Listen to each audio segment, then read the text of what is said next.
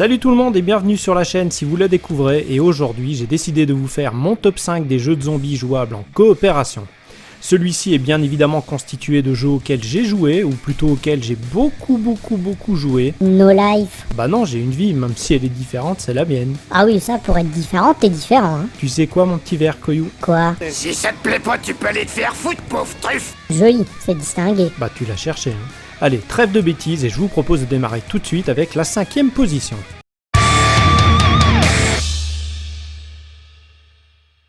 À la 5e place, on retrouve Resident Evil 5, sorti en mars 2009 sur la Xbox 360, PlayStation 3 et aussi sur PC 6 mois plus tard.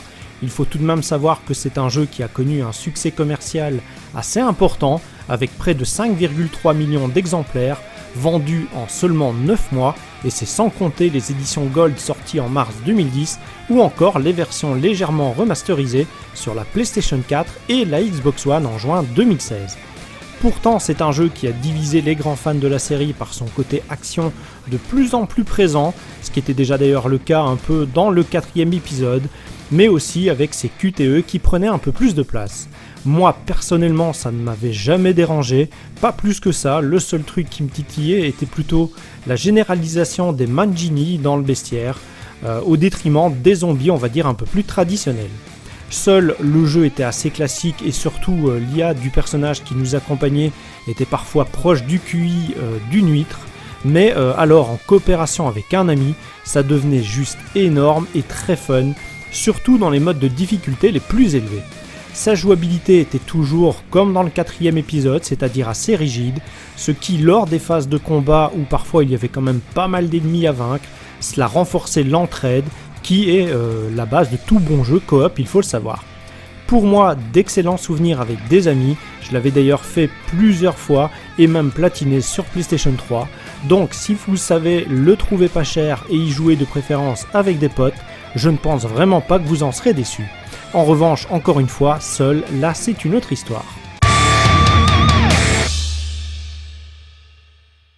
En 4e position, désolé, là j'ai pas pu les départager parce que j'ai choisi Left 4 Dead 1 et 2, développés et édités tous les deux par Valve, les fameux développeurs qui étaient derrière un des FPS qui a vraiment révolutionné le genre avec son énorme Half-Life. Les connaisseurs sauront directement de quoi je parle.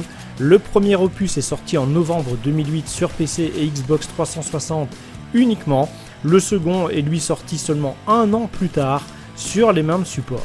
Ce qui explique en grande partie pourquoi j'ai dû prendre les deux, car ils se ressemblent énormément, ils ont exactement le même principe avec juste quelques petites améliorations et d'autres personnages pour le deuxième épisode. C'est un jeu de type FPS comme vous pouvez le voir, jouable jusqu'à 4 joueurs en coopération, et lors de sa sortie c'était vraiment une tuerie mais vraiment incommensurable, car la coop fonctionnait vraiment du tonnerre. Ce qui faisait un peu le sel de ce jeu, c'est qu'au niveau des zombies, ils arrivaient souvent en horde et ça faisait monter vraiment la pression de manière assez phénoménale, car ceux-ci n'étaient pas vraiment du style escargot sur le dos d'une tortue, mais plutôt des Usain Bolt en puissance et en pleine décomposition. Là aussi, la coopération était super plaisante et surtout importante si on voulait arriver au bout des différentes histoires, et son rythme effréné vous tenait en haleine du début jusqu'à la fin. Encore aujourd'hui, j'avoue que j'y joue encore parce que c'est vraiment un de mes jeux favoris, donc je ne peux que vous le conseiller.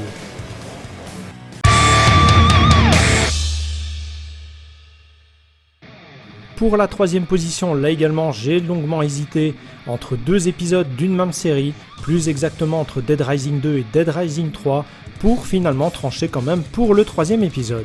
Celui-ci est sorti en novembre 2013 et faisait d'ailleurs partie du line-up de lancement de la Xbox One.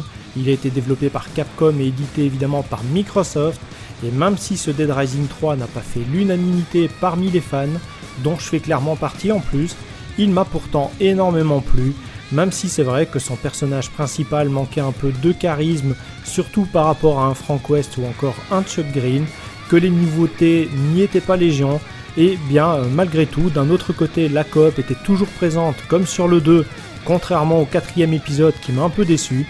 Les armes et les véhicules créés étaient de plus en plus what the fuck, et pour une fois ils étaient en plus grosse quantité, ce qui faisait que le fun était vraiment énorme lorsqu'on y jouait avec un bon pote. C'est vrai en contrepartie que la ville n'était pas super grande, que le principe restait toujours le même, mais vraiment son côté décalé propre à la série et surtout ses psychopathes parfois vraiment très très spéciaux en ont fait à mes yeux une fois de plus un excellent jeu à faire en coopération.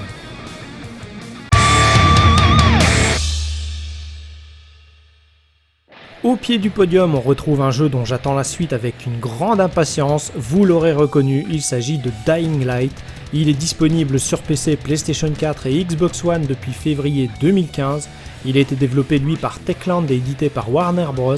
Franchement, ce jeu est une tuerie, c'est vraiment un excellent jeu, un mélange de jeu de zombies à la première personne et de Mirror's Edge, car oui, votre personnage sera un véritable petit singe qui pourra grimper un peu partout avec une énorme aisance. Le scénario est très simple mais efficace, il est également techniquement très réussi, le contenu énorme surtout avec l'extension The Following qui c'est vrai m'a un peu déçu par rapport à la campagne principale, mais il avait tout de même le mérite d'intégrer l'utilisation des véhicules et de prolonger l'expérience de ce jeu qui était vraiment super fun.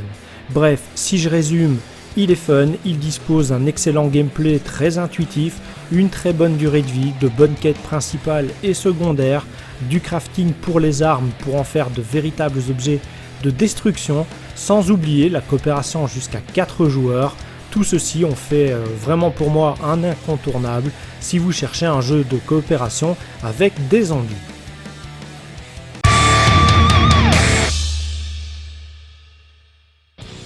Nous voici enfin à la première place qui pour moi était très facile à déterminer car c'est sans surprise que j'y ai placé Dead Island, un jeu développé par Techland et édité par Deep Silver.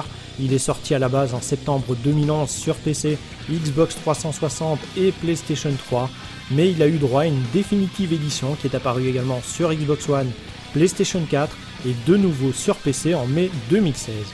Cette définitive édition regroupe d'ailleurs le jeu Dead Island, sa suite ou sa pseudo-suite plutôt, c'est-à-dire Riptide, qui est plutôt un épisode 1.5 qu'un véritable 2, mais également un petit jeu d'arcade en style pixel art assez sympathique. Cette version définitive contenait des améliorations appréciables comme un meilleur framerate, une meilleure résolution, des effets de lumière et des textures retravaillées, bref tout ce qu'il fallait pour le rendre encore plus joli et franchement c'était superbe. Seul ouvrant au tableau de cette dernière, l'épisode Riptide n'est pas présent au format physique dans la boîte, mais plutôt sous la forme d'un code de téléchargement, donc ça c'est un peu pénible. Il est jouable également jusqu'à 4 joueurs, et je me souviens, ce jeu m'avait littéralement scotché par son côté FPS action avec un tout petit côté RPG très simple, mais présent malgré tout. Son scénario et ses nombreuses quêtes qui vont se dérouler dans un centre de vacances paradisiaque, une ville dévastée, dans la jungle et même dans une prison. Pour ceux qui n'ont pas vu le trailer de l'annonce de ce jeu, je vous invite à le découvrir car c'est juste une tuerie. La musique est somptueuse et les images sont vraiment très touchantes. D'ailleurs, je vous la mettrai en commentaire ou peut-être en fin de vidéo. Et vraiment, ce serait dommage de passer à côté. La mise en scène était vraiment juste énorme et si vous devez absolument faire un jeu en coop avec des zombies, ne cherchez plus, c'est celui-ci qu'il vous faut. Peu importe le support, vous ne serez pas déçus.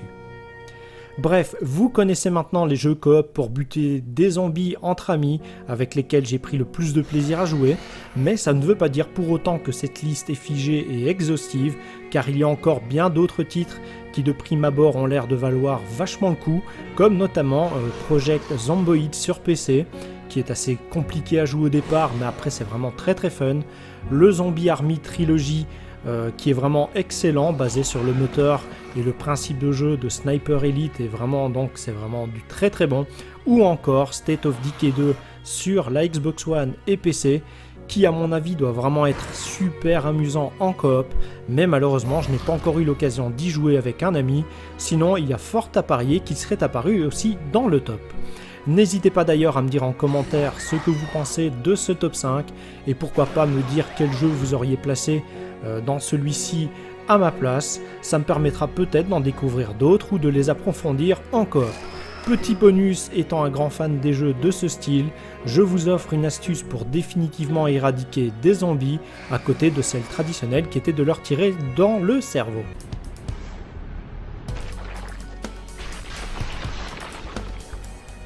T'es vraiment un sadique. Oh, ça me fait froid dans le dos ce truc. Ah bah oui, mais je te jure, je l'avais pas fait exprès. Sur ces belles paroles, j'espère que cette vidéo vous aura plu, n'hésitez pas à la commenter, liker et partager.